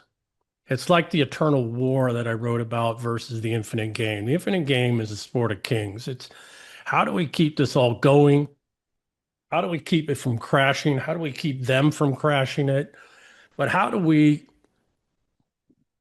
play this in such a way that we keep the parasitism to a level that's at least survivable, if not, hey, we can actually thrive for a little while, right?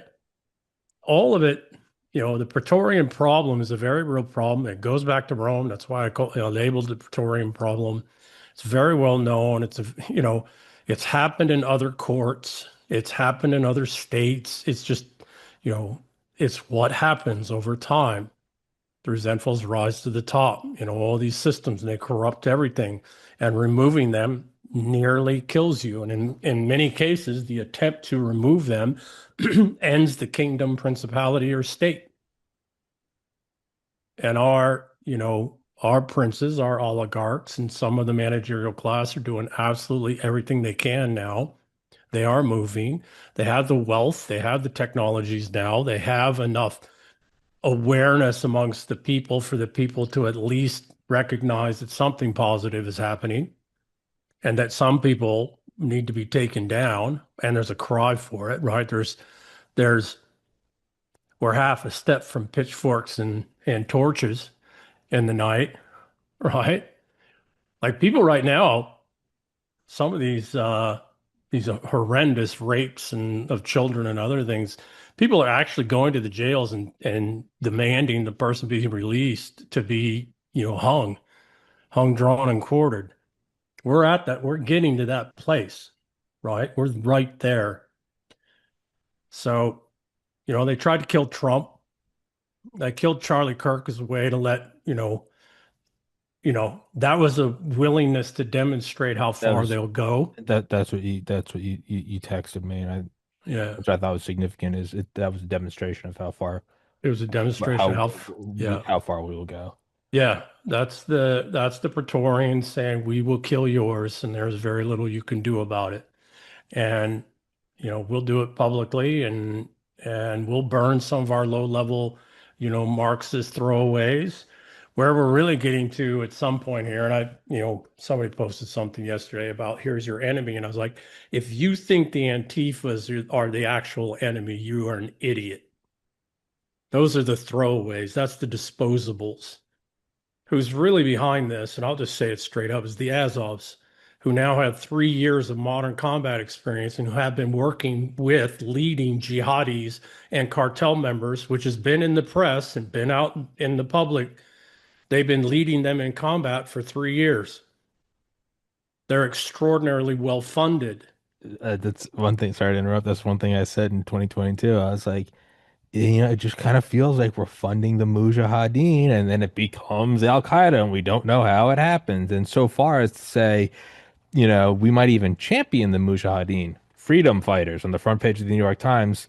What's the modern thing today? It's Slava Ukraini, and all of a sudden, $1 trillion of weapons, and a couple years or maybe decades, it seems now like it's a couple years, they're going to arise. There will probably be a name change in the public atmosphere by our government to make it look like something different, or they'll just call it the Azovs, and we're all going to go, well, how did they get all those weapons? And it's...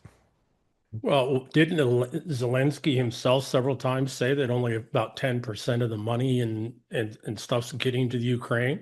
Yeah. And we're all like, well, they're stealing the weapons. No, that's not what's showing up in the weapons markets, by the way. So where's all that going, right? So if I was going to mount if I knew civil war was coming and I knew some very capable people were going to finally remove me, do you think there isn't shit like that we wouldn't be done? And oh, by the way, look at the history of the Azovs. These are Banderites. They've worked directly with the CIA as the wet works, as this very role for the CIA since the 1940s. Unbroken, right? Direct continuity. And with all the Ukrainian direct continuity diaspora. From what, OSS or Azovs? The Azovs were the Banderites. After World War II, the Banderites worked directly with the CIA, stay behind in Eastern Europe to fight against the Soviets. Got it. Right? the, an Operation Gladio and all that other stuff. That was the Banderites. That was the Ukrainians. And people are like, well, they're Ukrainian. Why would they do? Well, these are the Western Ukrainians. They don't consider themselves Slavs. And all the Slavs to them are Russians. So they don't mind killing 2 million of their, Ukrainian people, because to them, that's not their own people. Right? But now with the tens of millions, 25 million or so Ukrainians, that diaspora around the world, Azovs are embedded everywhere. Right? So, yeah, the Antifas and the soys and all of this, and don't underestimate them either, because crazies can do some crazy they can, out of 30 crazies, one can get a lucky shot off. Right? Yeah. Especially if they're further enhanced and supported and, given intel and weapons and other things from behind the scenes, because that's what you do first, right? And these fascists pushed, you burn the communists and Marxists first. So we need to be very, back to the point, and then I'll let you guide the conversation where you want it to go next. But the articulation of the authorities, the reissuing of 3000.2, et cetera. I didn't see, and I didn't, dig too deep, of course, but I've seen these authorities and other things before because of the work I did. What I am seeing in concert with the officers and senior enlisted all being brought back, one, what does that demonstrate? Our military command is way over bloated. We had 12 million people under arms in World War II, and we only had 7 4-star or 5-star generals ran it all, right? We have something like 100 plus 4 stars right now. Give me a second. But you're good. What it looked like to me is just so the reissuance of the documents is just reminding everybody of the legality of the domestic actions that they're doing. And then and primarily that's a reminder to, attorney generals in states that are fighting, like Oregonians and really California, because once we get there, it's going to be, I don't know, that one might start the hot shooting. And then timing that with the military officers, probably they got another brief as well, which was all of that stuff too, and an articulation that if any of them continue with treasonous activities, which some of them have been engaged in, wittingly or unwittingly, or if any of them act to participate with the Europeans or the British to launch World War III and draw the United States into World War III, that they would be removed immediately, a la MacArthur, right? And that the fight is here, it's in the Western Hemisphere, and we all need to orient to it. And I almost guarantee you they got all those authorities and all that legal language. That's probably who that was prepared for, was senior leadership. So that anybody say, well, we can't act on U.S. soil, or we can't this, or we can't that. It's like, yeah, sorry, here's all the legalities of how and why. And so when we give you an order, you're going to execute that order. It is a lawful order. It was kind of like a digital nationwide version of the military installation deadly force authorized sign.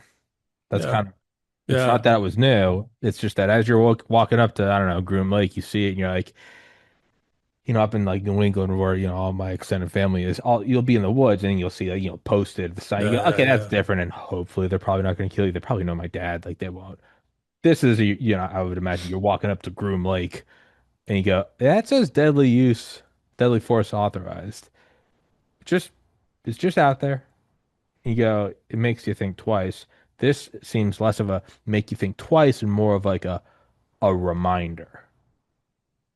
That's what I feel like it is. And it's also a notice to all of, again, city, county, state bad actors who would try and throw lawsuits, and courts and judges that would try and throw lawsuits out there, and attorneys like the ACLU and others that would try and throw all these frivolous cases. It's like, okay, we're going to tell you right up front what all the legal authorities are.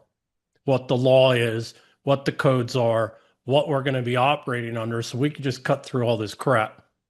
And that's not to play on our text, but that's not insignificant. No. That is not it, right? It's just back to Trump's first turn, it'd be like, oh, the leftist mayor, and they're like, yeah, and we're gonna resist Trump, and it just kind of seemed a bunch of like bickering and shit. This does not seem like that. And I mean, for all Trump's flaws, he has many, and I wish he would do more, and blah blah blah, the human condition. I like what he's doing with ICE this administration, just as like an example, versus the first administration.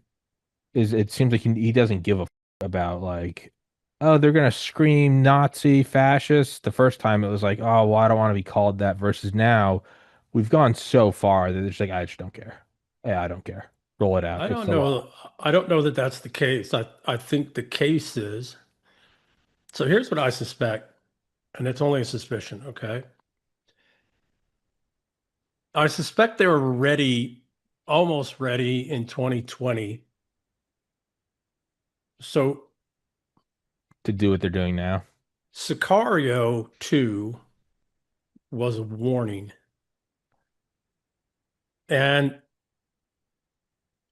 what's happening now, what's about to happen now, might or might not have been planned for February 2020. And might or might not be the real reason COVID was launched and the election was stolen, to prevent what's coming, this hard removal. And the responsibles on their side, unfortunately or fortunately, weren't as prepared as they thought they were. One, they didn't foresee that they had this COVID thing sitting on the shelf there that they were ready to launch. And they didn't see how extensive they were going to go, right, on stealing the election at every level.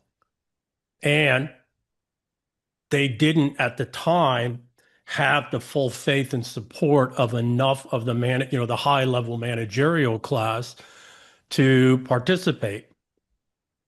Now they do, because they've seen everything that's happened under Biden, not under Biden, with, Presidency at Bernie's. You familiar with that movie, Weekend at Bernie's? Yeah. I call that the presidency at Bernie's, right? So much so that and I always hate 5D chess. So much so you almost wonder if it was a mixture of the two. They were surprised about COVID and the theft of the election. I firmly believe a bunch of generals went to Trump because Trump was giving like press conferences around Christmas 2020. Remember, where he wasn't just saying it was stolen. He would be like, at 3:13 a.m., 115,214 votes.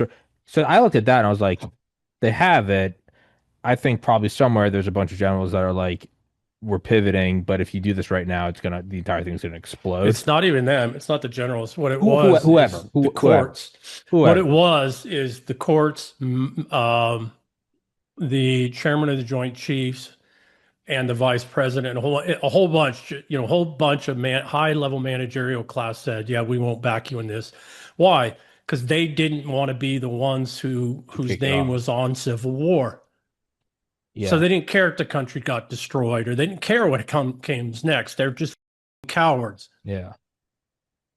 And it's a whole lot of people. It's not just the names that we think, but a vast number of cowards.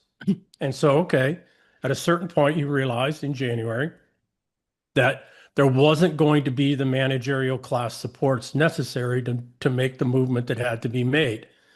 Okay, we're going to step aside, but we're going to draw all this out into the open, and we're going to collect intelligence, and we're going to have conversations with people, high-level managerial class people, and say, we know what you did, like that, right? Right down to the very number and the minute, right?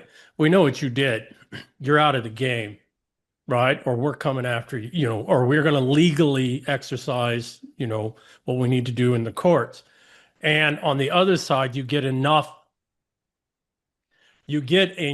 destruction in 4 years to where higher level managerial, the higher level managerial class guys, mostly guys who were sitting on the fence because they just didn't want to be in a civil war because they're close to retirement.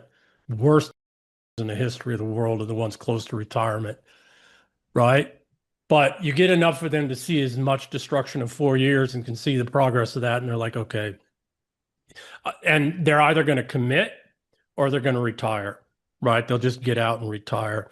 What I do expect to see here soon over the next year or so is a whole bunch of retirements. It'll be quiet. It'll be kept quiet. It'll just be done. And, that was really, Trump rambled that whole conversation in front of all the senior staff. And I was wondering about that, right? I was wondering about it because Hegseth's right on. And then Trump comes out and he rambles around. I realize it's because Trump came out to say one thing. He came out to say one thing and he said it early on. And you know what it was? He said, everybody's free to do what they want. Everybody here is free to do what they want. You can get up and walk out. It'll cost you your rank and your career and your future. That's what he came out to say. Everybody's free in America. You're free to do what you want to do. You're free to support the other side, but it's going to cost you. No more of this sliding through. No more of getting a wink wink. No more looking the other way. Everything else was just, okay, I got some time to fill. And also back to 2020, 2021. I don't think it was part of, I don't think it was drawn up to be like, and then we'll let them steal the election. I don't go that far. That's way too many movies. No. Yeah, no. What I think it was is it's probably, I mean, let's postulate this and say this, whatever this group is, started in 1963. Well, 2020 is 60 what, years 50, almost. 57, Almost 60 years. 57 years. They might be going, they're looking at it, they're going, it's growing it's like I look at the podcast, I'm like, it's growing every month. This is a hiccup. They might look at that and be like, yeah, let's not 57 years. Let's, a preparation. We didn't expect this. Yes. How do we pivot? How do we capitalize on it? Honestly, it was its own psyop. You just saw how crazy they were. You saw what they were willing to censor. You saw what they were willing to do, to the point where all of a sudden it's like, now you got a lot of people that are like openly asking. They're like, I hope Trump and them just do this shit. And it's like, wow, that's a lot less convincing and a lot more asking. If the enemy hadn't launched COVID, we wouldn't have half the people calling for this today. Oh, maybe not even half. Quarter. Right? So you're spot on. You said something about a game you used to play where you just launch an aircraft over enemy territory. I was gonna say it earlier, and I wasn't sure if I had said that to you before. Nuclear option, and it's a long 3-hour game, and you escalate. You get cruise missiles to tacticals to strategic to big. You start unlocking this stuff, and the war gets crazier and crazier. You got to take out each other's factories. But sometimes what you do is very early, instead of expending one of your B-2 bombers, you'd get in a fighter jet, no weaponry, quarter tank of fuel, nothing, lightweight, thrust to weight ratio max, full throttle, sonic boom. You're not trying to hide shit. You're just carving through the valley at like an altitude of 100 feet. And then as you get close to their main base, you've already been pinging things the entire way. Then you bank straight up to where all of their enemies can see you. And the idea is like, you're not going to survive. So early on, you start tracking the 40 mil AA guns shit. And then once you get to like their kind of main base, you just go straight up and you literally just, the pings on the map go, and you see, medium range SAM sites, long range SAM sites, the hyper long range, the beyond the horizon ones. And if there are any aircraft in the area, even on the runway, they'll start pinging you, which lights up the runways. That guy's, there's no getting out of it. You have now drawn out their entire map, and you can now piecemeal. And it takes hours. And if you don't know the game, you'd be like, what was the point of that? Anyone that's played the game and knows it can go 12 hours, they'll go, this one sacrifice is going to make the match only last 90 minutes. So that's what the whole president at Biden's was. Presidency at Bernie's was doing that on the political and legal scene, and then the oligarch, high net worth managerial scene. Since getting into office, they've been doing the same thing with the World War III infrastructure, the British World War III, European World War III infrastructure, which is, again, the Azovs and the CIA and the cartels and everybody else.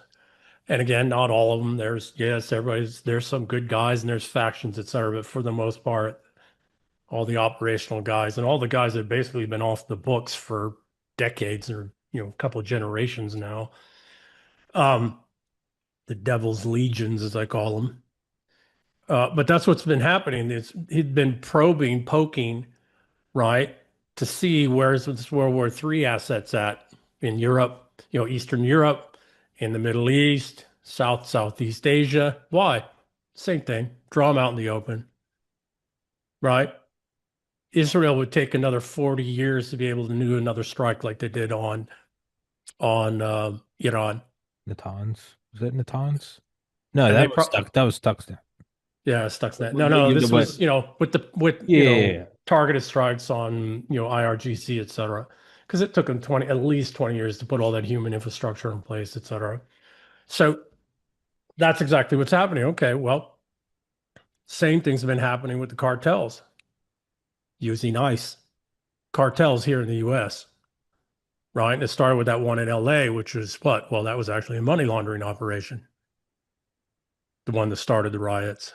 And then what do? Well, you draw out government and oh, okay. So that person does work for the cartels, mayor of, for the CIA, actually. Look at her background, right? USAID background, right? But how many governors, how many mayors, how many sheriffs in the United States are owned and paid for by the cartels? It's a lot more than people think of. What about politicians? What about city council members? What about small and regional bankers? Right? This goes back over a century. What we have to look at in the United States, like not right now, is like New York City and Chicago during Prohibition, because that's what we have. That's the extent of what we have, just times 10, because we're vastly bigger population now and vastly more dangerous. Right? So you got to probe them. You got to draw them out. That's what they're doing with ICE right now. Right? World War III stuff's been highlighted and is being taken off the table by us and other people, primarily by Russia and China and Iran. And now, the thing that you sent me yesterday morning, we're telling all of these owned assets, all of these government legal, and because there's law firms and everything else involved, here's all the legal structure and language. We have all the authorities necessary. And yes, if it's necessary, we can use the U.S. military in full force here in the United States. And actually, by the way, I looked it up a few weeks ago, actually, and there are means and methods by which the posse comitatus, which is non-use of Title X forces on U.S. soil, can be set aside. Well, foreign and domestic. Foreign and domestic. I swore an oath. Yeah. To all enemies, foreign and domestic. That's exactly right. Yeah, and that's regardless of laws and precedents and whether it's right or wrong or whatever, just abstractly, I've always assumed like they would deploy the military domestically if shit ever got bad. Like I just always assumed at some point they'd be like, yeah, fuck it. But you have to have the military loyal, and that's what they've been working on since, actually since the Bushes, by the way. This goes back before Obama. I know everything's getting tried. I mean this somewhat snide, as a snide statement, but not. It's interesting how all this is being dumped on the one black president. It's not fun. It's as if he was the only bad guy. He wasn't great, but yeah, I'll throw him a bone. Yeah, he's not the soul. Somebody said Donald Trump is the character at the end of a horror movie.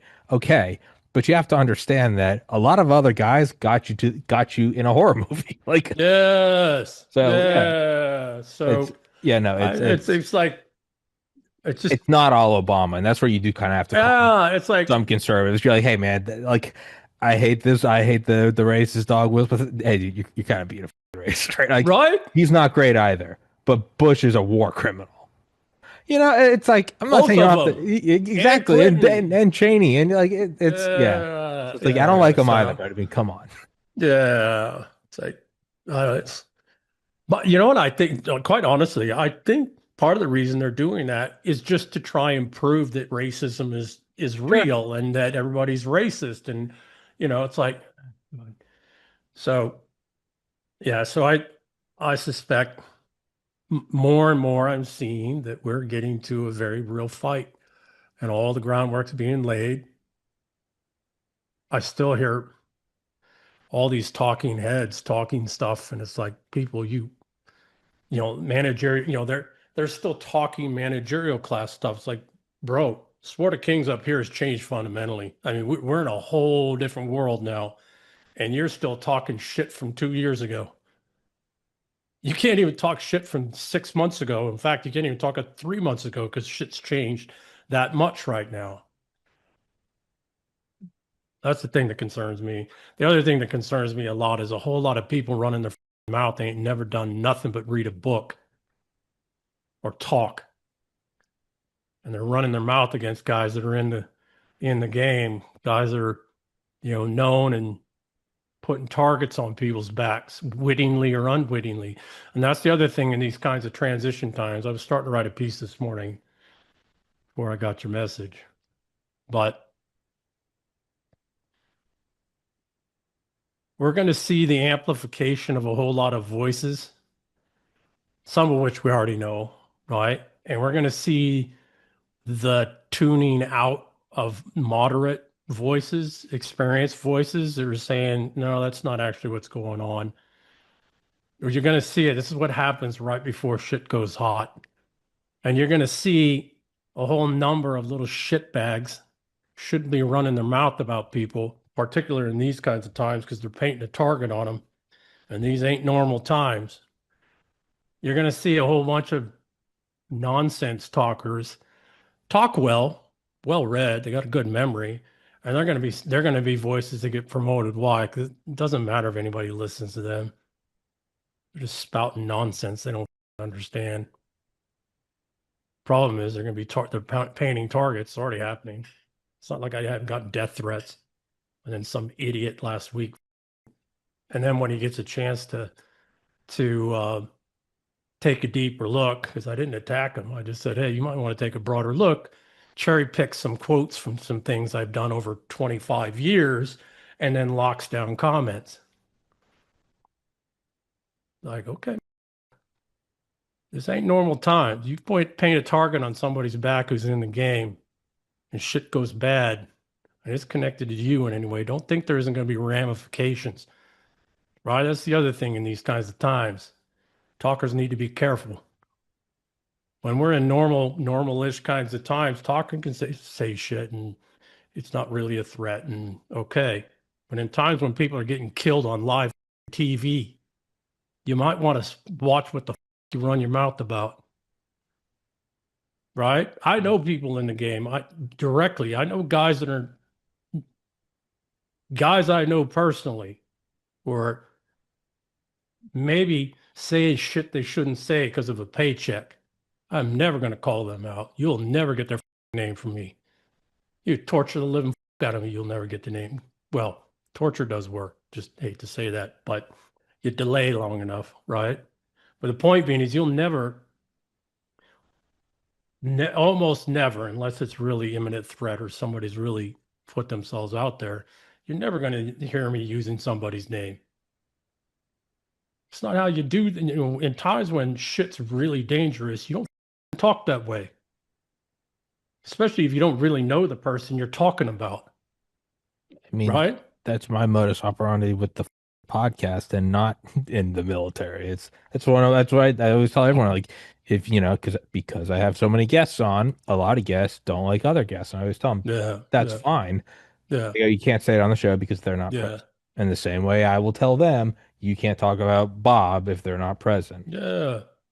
Yeah. That's just like not based on threats or whatnot. That's just me going, it kind of seems like a bitch move to do that, so I don't do it.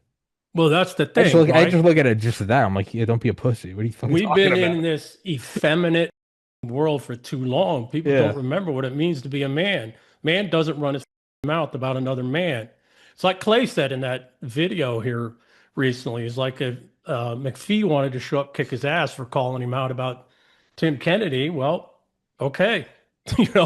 Man's got to do it. Man's got to take his beating when he takes it. But that's two men, right?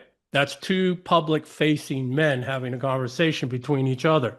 Just so happens to be public because the other guy's also one of our community and he's also public. Sure. Right? But it's like I wrote about yesterday, right? It's not going to come at you unless you really are a danger, right? Unless you're intentionally painting a target. But what's happening these times right now, there's another selection going on behind the scenes. It's mostly unspoken, but it's the community of people who can secure in almost any kind of situation, making determinations about who and what gets secured. Should it go to, primary, alternate, contingency, or emergency? What say that again? I'm not following. Secure what? So there's another selection going on, right? There's another dialogue going on behind the scenes in these times. It always happens this way. And it's a conversation, mostly sotto voce, subtle, but it's, hey, in primary, alternate, contingency, emergency planning, right? When you're doing your PACE plan, it would stay within primary, most dangerous, most probable courses of action. Here's who and what we can secure. In the alternate, most probable, most dangerous courses of action. Here's what we can, et cetera, et cetera. So there's a whole lot of people right now running their mouths about things that don't realize that by doing that, they're getting outside that security bubble.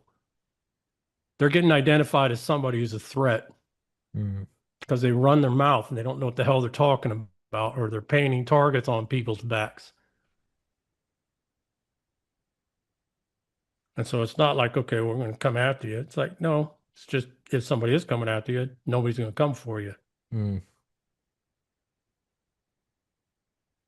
To loosely pull it back to, I guess, the Pentagon meeting and whatever. Yeah. Cause I don't even know what it was called. I don't know, the irregular, that whole just thing, the Pentagon and then that irregular warfare tweet or whatever. It also comes down to, does Trump have the balls to use it? And I go back and forth that, sometimes I think he does. Sometimes I think he doesn't. Sometimes I think that maybe it's just his ego where he's just like, yeah, I'm going to go down as the president that all these guys. I don't know, dude. I think I guess by the fact that it's happening is the proof in the pudding. Now, granted, he still has to do it, but I guess the fact that it's happening at all is kind of proof that like he kind of has the balls to do it. Not that you have Trump, but so I had this conversation with somebody the other day. Each generation has to close out the fight of their time and set up the next fight for the next generations. And it isn't about Trump having the balls to do this. Is he putting the infrastructure in place so that J.D. Vance, Pete Hegseth, Tulsi Gabbard, et cetera, have the tools necessary to fight the fight? And all of that's happening. Right? All the court stuff's being reset to actual constitutionality so that if they use these authorities and titles and they go to court, because that's what some little piece of shit's going to do, it gets smacked down. And it gets smacked down fairly quickly. And more than likely, a lot of these cases won't even be heard because the courts have to adhere to constitutionality. So, they're not going to be able to do some fatwa from the bench.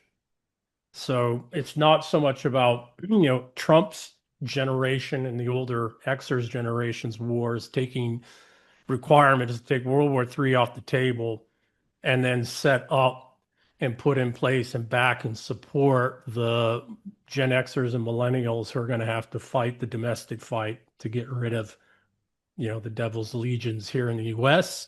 We also have to do it in the UK. We might have to go to Europe and do it in Europe, but we really want Europe to handle itself.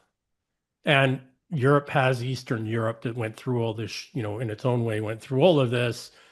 They're struggling it out. Romania just had election overthrown, just somebody in place, Moldova, et cetera. So let's see how Eastern Europe deals with it. But Eastern Europe could quite possibly take care of Europe, just by breaking the European Union up and starving Western Europe of the resources and manpower, et cetera, of Eastern Europe, et cetera, right? And so to your, this isn't a matter, does Trump have the balls to do it? It's does he and his generation have the intelligence wherewithal to take their generation's fight off the table and set the next generations up to fight theirs? And if we look, we are seeing that. Because then it's a question, the real question is, and if you look at this administration across the board, it's a transfer of power from the last silent and the boomers to Xers and millennials. You can just look across the board. Now, there's still some boomers in key places like Dissent and others, because they're really capable subject matter experts, and you really need them there to, do the transition stuff. But if you look at who's going to actually be fighting this fight, which has already started and probably going to go into the mid to the latter part of the next decade, it's all Xers and millennials, and they are being empowered. When they're coming under attack, throw them out for this or that, they're getting backed and saying, no, we're keeping them there. Like Kash Patel. I'm not a fan of his, but I don't know him. I think the Valhalla statement was dumb as so that's just me. Gay, yeah. Right. I think he meant well, but it's just gay. Yeah, well, I think he did too. It's just he's got more crazy. His eyes are more crazy than Sarah Adams, which is saying a lot. So, but also, that's another thing. People who play those cat and mouse games across the period, I've seen it in SF guys that have played other, done other skills work. I've seen it in Intel guys that have done other skills work. At a certain point, they get that crazy look because they've got like 6 different personalities running based off of what Intel operation they're running here and what over there and all this compartmentalization and stuff. I could never do it. I just don't have that wherewithal. I've been looked at for that kind of work. I couldn't do it. I can't compartmentalize like that. And you asked me a direct question in some cases. I'm probably going to answer you, right? In some cases. So point being is that to your actual question, all the infrastructure, World War III has been steadily taken off the table. There's a little bit of kerfuffle here and there, but I think it's mostly been taken off the table. Constitutionality in the courts is being restored, and the U.S. military is being told, you swore an oath, you're going to adhere to it or you're gone. And here's all the titles and authorities and con plans and all this other stuff that you're going to adhere to, and it's all legal, so no bullshit or you will be gone. We got to look at how many officers and senior enlisted guys were fired in the Civil War and World War II, and there's a lot, right? Even Patton got fired for a while, sidelined, right? But, Tulsi Gabbard, Kash Patel, J.D. Vance, Hegseth, even Pam Bondi. People give Pam Bondi a lot of shit, but if you look at what her DOJ is doing in this all-out war to restore constitutionality in the courts, she's kicking ass. The DOJ is kicking ass. And I know everybody wants to get to the Epsteins and all this other kind of bullshit. And, at some point that's important, but you don't take that on until you've got pretty high confidence you're going to win that fight. Because those people will burn the world to the ground. Mm-hmm. They will unleash hell in your streets to protect themselves. So anyways, I think the balls are not necessarily in Trump for the fight ahead. It's in the Xers and the millennials, and they certainly got it, and they're already in the fight. I have my windows open, and it's getting cold, and there's nonstop sirens. Tell everybody where to find you. I'll be back in. I have to shut all this shit. So emburlingame.substack.com, emburlingame on Twitter, a LinkedIn account I rarely use. And then the books are under my name on Amazon. And I have a website, actually, emburlingame.com, where you can get signed copies of books. And then we're going to put out some training materials around a Modern Knights Guidebook and some other things here soon. Yeah, I guess it's more of just kind of like it's kind of wild to actually see it start to play out. Now, I'm very hesitant to be like, it's happening because, I mean, everything's always been happening since forever.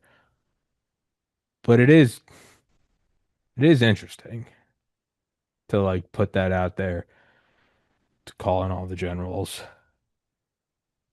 It is fascinating. It's so, and this is pure speculation. How does it start? If it starts, how does it start?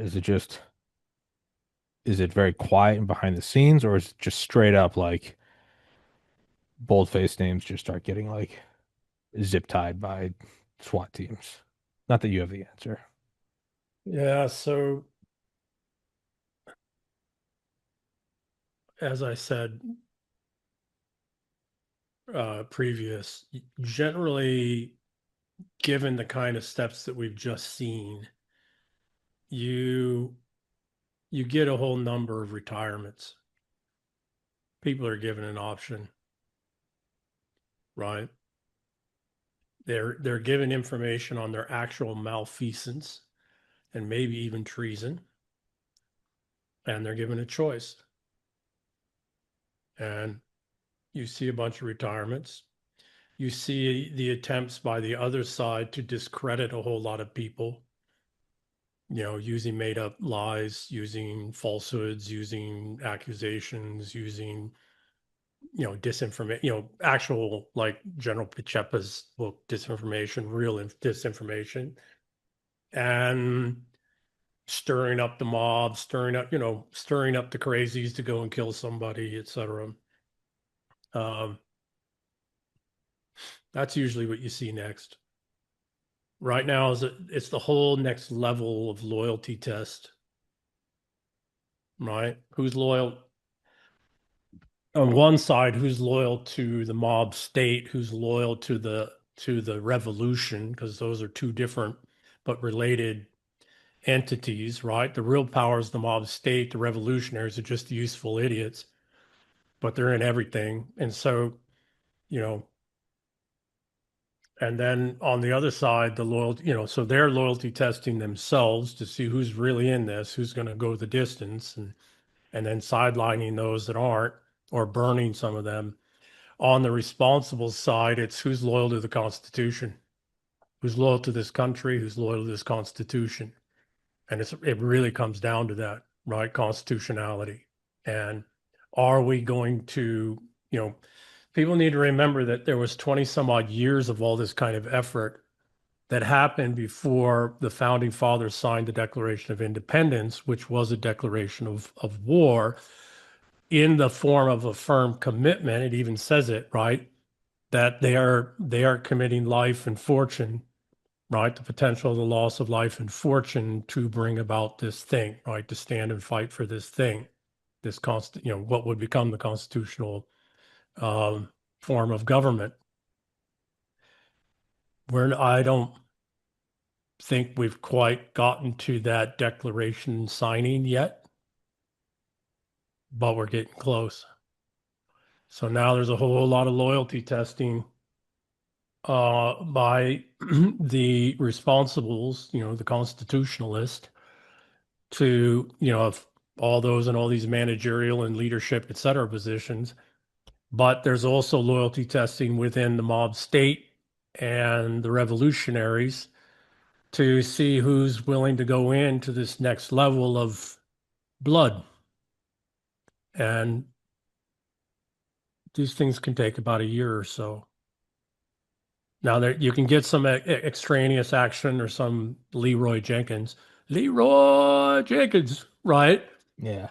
It does something stupid and throws off the balance and accelerates everything. But normally this next level now of loyalty tests of who's really in, signing, right?